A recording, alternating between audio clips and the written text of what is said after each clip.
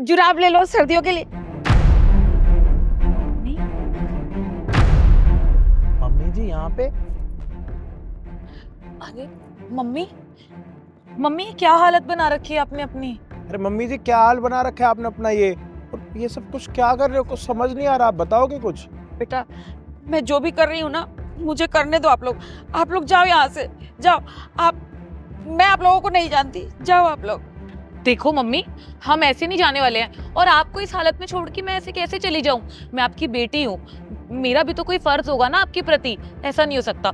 आप जब तक मुझे नहीं बताओगे ना, तब तक मैं यहाँ से हिलने वाली नहीं हूँ, चाहे रात हो जाए। हाँ मम्मी जी, साक्षी बिल्कुल ठीक कह रही है। आप पहले बताओ कि आप ये सब कुछ क्यों कर रहे हो, और वैसे भी अगर किसी रिश्तेदार वगैरह ने देख लिया तो कितनी बेइज्जती हो जाएगी हमारी।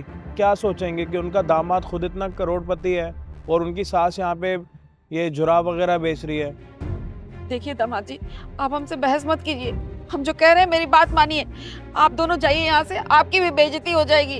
अगर आप मुझको माँ जी कहेंगे तो आप जाओ यहाँ से, जाओ। अरे आप कैसी बातें कर रही हैं? हमारी बेइज्जती? माँ ऐसा कुछ भी नहीं है, कोई बेइज्जती नहीं हो रही। आप हमारे साथ चलिए, घर चलिए आप। मम्मी जी आप जब तक कुछ बताओगे नहीं, साक्षी क्या चल रहा है सब? हाँ समझ में तो मुझे भी नहीं आ रहा। आपको ऐसे रोड पे देख के ना मुझे बिल्कुल अच्छा नहीं लग रहा। मुझे सच्चाई बताओ, हुआ क्या है? बेटी, दामाद जी, आप सच्चाई जानना चाहते हैं ना, तो सुनो। तेरा जो भाई है ना साक्षी, उसने धोखे से तेरे पापा से सारी प्रॉपर्टी पे साइन करवा लिया और हमें धक्के मार के घर से निकाल दिया। क्योंकि तेरे पापा को पैरालिसिस हो गया है ना, अब वो काम धंधा तो कर नहीं पाते। अब हम बूढ़े हो गए ना बेटा, हमसे भी काम नहीं होता। उसको चाहिए काम करने वाले, पैसे वाला इंसान जो कमाकर घर में लाए या कुछ पैसे दे। हम तो दे नहीं पाते, बोझ हो गए ना, तो हमें निकाल कर घर से बाहर फेंक दिया उसने। मम्मी जी ये वाली बात आप अब बता रही है मुझे? उसने तो मुझसे पूरे 25 लाख रुपए लिए बिजनेस के लिए। उसने बोला मुझे बिजनेस करना है, और फिर मैं आपकी इतनी इज्जत करता हूँ, मैंने भी पैसे दे दिए। और साक्षी ने ही बोला कि मम्मी को मत बताना कि भैया को अपना बिजनेस करना है, तो फिर मैंने तो पूरे 25 लाख रुपए दे दिए। अगर मुझे पता होता तो मैं उसको वो पैसे देता ही नहीं कभी। 25 लाख रुपए ले लिया आपसे? देखा देखा, कितना लालची है वो। हमसे भी सारी प्रॉपर्टी अपने नाम करवा ली, और दामाद जी से भी 25 लाख रुपए ले लिए। दामाद जी एक बार पूछ तो लिया होता हम लोगों से। आप एक काम करो साक्षी, तुम मम्मी को गाड़ी में बैठाओ, आप आओ मेरे साथ। माँ आइए, आप बैठिए। बैठिए मम्मी जी। आइए।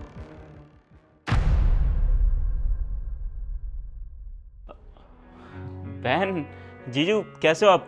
क्या सरप्राइज दिया आप दोनों ने आके तो। कंचन देखो कौन आया हमसे मिलने के लिए। नमस्ते दीदी। भाई, मम्मी पापा कहाँ हैं? कहीं दिखाई नहीं दे रहे। माँ माँ तो तुमने बताया नहीं माँ कहाँ गई है? मैंने से बोला था कॉल करके आपको इन्फॉर्म करने के लिए। अरे वो मम्मी जी ना 4 धाम की यात्रा पर गई है। अरे नहीं नहीं, तुम्हें पता नहीं है ढंग से, तुमने बताया नहीं होगा। वो बुआ जी के पास गई है। बुआ जी आई थी ना हमारे पास थोड़े दिन रहने के लिए, तो वो उनके साथ चली गई। उनका मन नहीं लग रहा था यहाँ पर। एक मिनट, 4 धाम की यात्रा या फिर बुआ जी? पहले तुम दोनों ना सोच समझ लो, फिर जवाब दे देना, क्योंकि तुम दोनों पति पत्नी को तो खुद ही नहीं पता कि एक्चुअल मम्मी कहाँ है। आपको कोई मिसअंडरस्टैंडिंग हो रही होगी।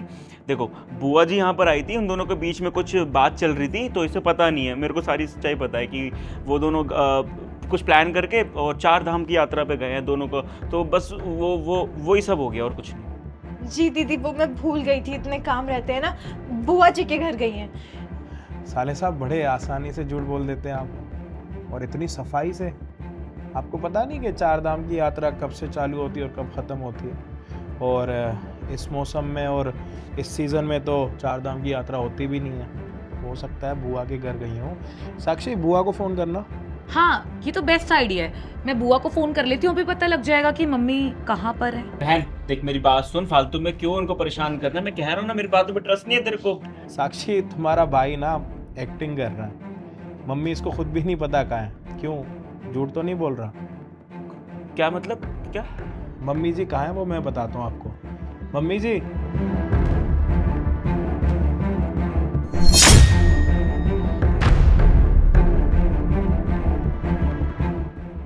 माँ बस भाई, कितना ड्रामा करेगा तू? तुझे शर्म नहीं आती? इस उम्र में माँ, मुझे पता है कहाँ मिली थी, सड़क पे जुराबे बेच रही थी वो, इतनी ठंड में। तू ये भी भूल गया था क्या कि इसी माँ ने तुझे पैदा करके पाल पोस के इतना बड़ा करा है, और तू इन्हें दर दर की ठोकरें खिलवा रहा था, वो भी इस बुढ़ापे में। छी, मुझे तो शर्म आती है तुझे अपना भाई कहते हुए। नहीं दीदी, आप गलत समझ रही हैं, इनकी कोई गलती नहीं है। बल्कि मम्मी जी तो खुद कह रही थी कि वो गांव जाना चाहती है पापा जी को लेकर।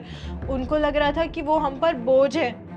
अच्छा, तो तेरी माँ को ये लगता है कि तू उसका ढंग से ध्यान नहीं रख सकता, तो वो अपनी मर्जी से घर छोड़ के चली गई।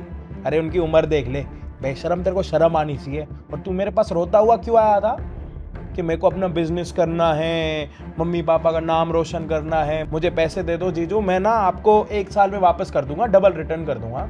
है, तेरे को मैंने पैसे ना तेरे लिए नहीं दिए थे, तेरी माँ की इज्जत रख के तेरे को 25 लाख रुपए दिए थे, वो भी बिजनेस करने के लिए। और मेरे को तो शर्म आ रही है कि इतनी अच्छी माँ का ना इतना बुरा बेटा है। तेरे को ना अपनी माँ की कदर ही नहीं है। माँ की कदर ना, पता है, उनसे पूछ जिनकी माँ नहीं है, उनसे जाके पूछ के माँ ना होने का दर्द क्या होता है। यहाँ पे तेरे को इज्जत से, जब तक तेरी पत्नी नहीं थी तो तेरे को खाना भी हाथ में मिलता होगा, तेरी सारी चीजें पूरी हो रही होंगी। जिस दिन ये माँ चली जाएगी ना दुनिया छोड़ के, जब तेरे को पता लगेगा कि माँ का सहारा कितना जरूरी होता है। और अगर तुझे ये लग रहा हो ना कि पत्नी आ चुकी है तो मुझे अब माँ की जरूरत नहीं है, तो माँ की जरूरत ना भगवान भी पूरी नहीं कर सकता। ऊपर वाला भी यही बोलता है कि सबसे पहले भगवान तुम्हारे माँ बाप है। अच्छा एक बात बता, चल तेरी माँ तो अपनी मर्जी से चली गई, तेरा बाप कहाँ है, पापा जी कहाँ है? अरे तेरे को ना मारने का मन कर रहा है मुझे। तेरी माँ मेरे सामने ना खड़ी होती ना, तुमको यहाँ से ना लेके जाता नीचे घसीटता हुआ, तेरे पड़ोसियों के सामने तेरे को थप्पड़ मारता और तेरी असलियत उनको दिखाता। तूने अपने पूरे मोहल्ले में ये बोल रखा है कि मेरी माँ 4 धाम यात्रा पे गई है, अपनी असलियत बताना उनको। तेरा बाप ना कहीं गाँव नहीं है, इन्हीं के साथ रह रहा है, झुग्गी झोपड़ी लेके रह रहे हैं ये, और अपना गुजारा कैसे कर रहे हैं इनसे पूछ। जुराबे बेच रहे हैं, पता है कैसे? एक एक गाड़ी के पास जाके पूछ रहे कि जुराबे ले लो। ये वाली जिंदगी जी के देख। तेरे को अपने बाप का पता ही नहीं है कि तेरा बाप कहाँ है और किस हाल में है। मम्मी जी आप बताओगे या मैं बताऊं? नहीं, आप बताओगे तो आपकी बातें तो उसको कहानियां लगेंगी, स्टोरी लगेगी इसको। वैसे भी तो आप तो इसके सर पर बोझ थी ना।